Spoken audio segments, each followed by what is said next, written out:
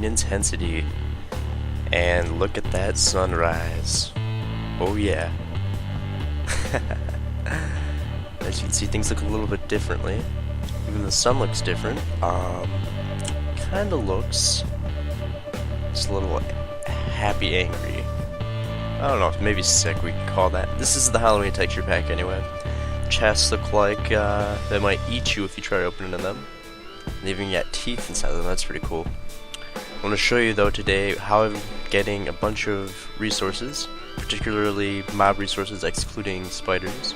So that would be rotten flesh, and that would be skeleton bones, arrows, bows, occasionally bows. No, you can't get bows unless you kill them yourself actually, and that's a different place where I get bows. But gunpowder is particularly the point of interest here for me because that's what creepers drop.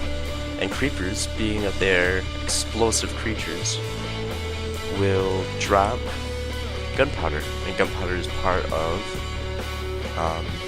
TNT. And then you take sand, which, as you can see out there, way in the distance, looks a little hazy with this Halloween texture pack. Way out in the distance is sand in the desert, so I have a lot of sand to collect if I would like. So this is the basic design on top of here, but instead of being one tall, they're two tall, and there's water running from here on inward for 8 blocks, and it ends, as you can see, it stops right there. The mobs are being pushed right into the middle, and they're being pushed, but the water, after they'll spawn right here. They can't spawn in water, so they'll spawn on top of one of these things. They'll walk around, and they're okay with dropping a 2-block height. Their pathfinding will accept that, so they'll just fall onto this, and then they'll start drifting towards the middle. Alright, really quickly, I want to interject because I noticed that in the video there was missing information.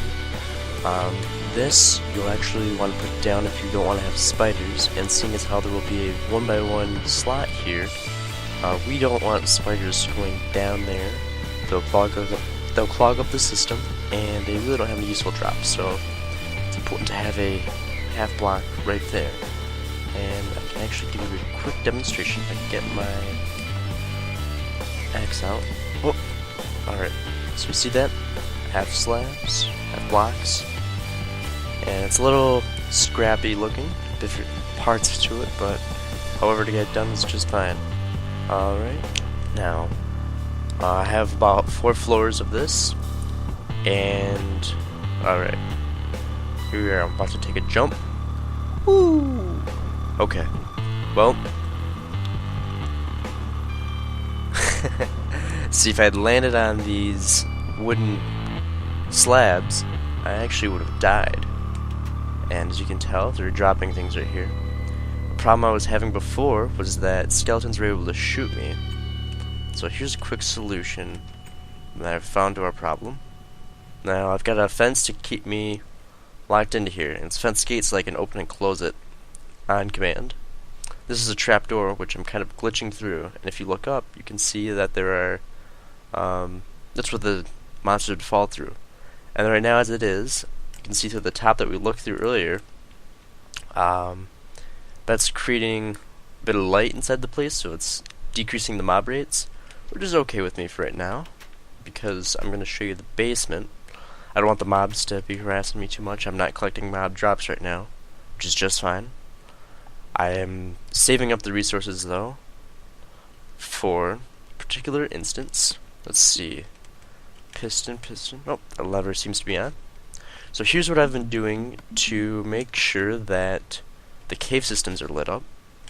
And the importance of the cave systems being lit up is that in the cave systems, they can spawn monsters if you don't have torches down there. And if they spawn monsters, then that means there's not any monsters going up into my spawning pads up there.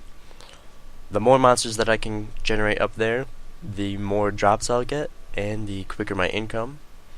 And so far I've been doing that a little bit of AFK, you know, going away from the place for a couple hours. And this trick will work with TNT or glowstone, by the way, if you're interested in trying it for making things work.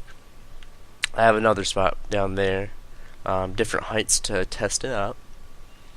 And that's how I've been lighting up cave systems and making sure that we have... Oh! Ooh, boy. Let me open this fence and open up this top part here. So, this is what the Halloween texture pack looks like, though. I'm interested in hearing your comments on that. Because, as you can see right there, that's just dirt, and it looks like sludge. And these are chests. The lily pads look about the same, and the bed, I mean, it's not too bad. You can really recognize most of the things. Here's some more drops for us. Let me go through and show what I have in these tests too. I have these full up with gunpowder, and that's 5 chests full of 1 gunpowder. That way, if I Y-click these things into here, then they won't fill up unless it's actually gunpowder. And I have 5 chests here full of the gunpowder, and that's because in the crafting recipe, to make TNT, you need 5 gunpowder, as you can see down there, and you need 4 planks of any sort. Well, not planks. That would looks like sand. Really, you need sand, and that's what the sand's up there for. You need 4 sand. So what I'm going to do is I'm going to have 4 double chests of sand and 5 double chests of this gunpowder substance, and that way we can create a double chest full of TNT, stacked 64 times. So that's going to be very productive. I'm going to have a lot of cool stuff, and as it is, I'm getting a lot of drops. Didn't look like it back there because I didn't have the roof closed, which makes a significant difference considering it was the very center. Look at this sheep. The sheeps look different. This is what the furnaces look like. I've gotten a lot of resources doing the caving too. If you're gonna do that, I recommend you definitely take a Fortune 3 pick with you. I have at least, let's see, that's lapis lazuli. Seeing if I could find my diamonds. I have at least 100 diamonds right now as it is. This is 22 in here that I got from my last trip.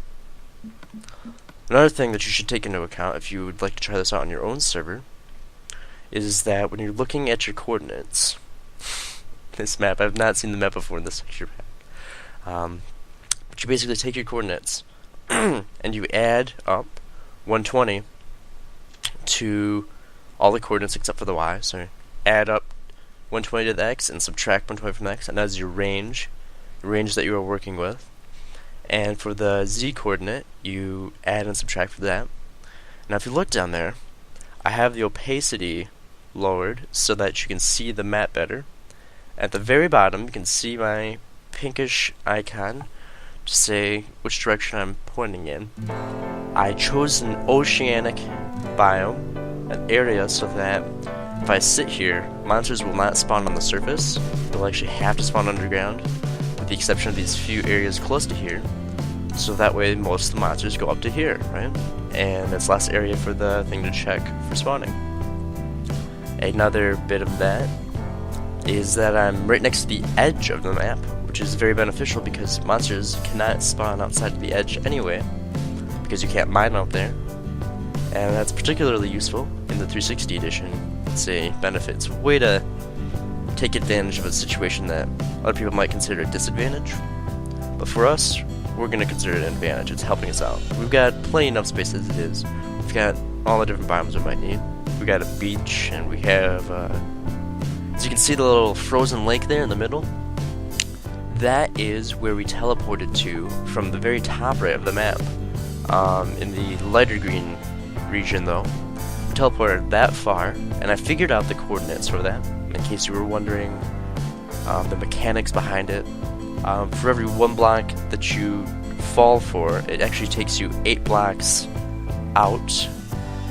Did the math on that. And so the plan is, I'm going to have a fast traveling station. I'm going to show you that next episode. A fast traveling station with basically a teleporter, or maybe 4 teleporters. I'll have to figure out the math on it.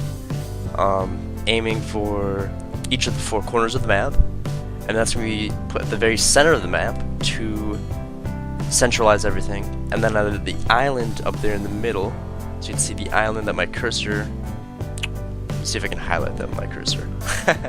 It's about there on my cursor, and on that island will be the capital island. And the capital island will be where we're going to transfer any villager willing and able to go. Any of the villagers there, and then we're going to have separate districts, and those are some big plans. So if you stick to this series, you'll get to see where I go with that. I'm going to build a big capital city, and we're going to have some fun. Take that, Demon Cow.